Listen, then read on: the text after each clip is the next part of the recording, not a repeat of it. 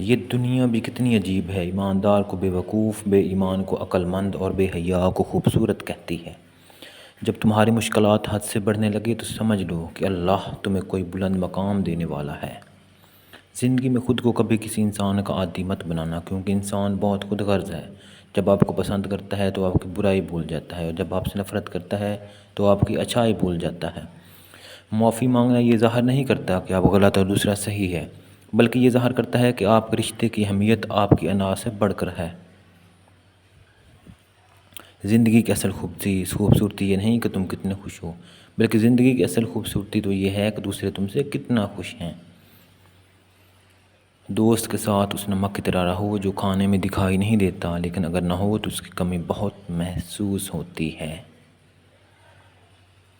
دل کو قابو میں رکھنا اور اختیار ہونے کے باوجود ناجائز خواہشات پر عمل نہ کرنا، یہی اصل مردانگی ہے۔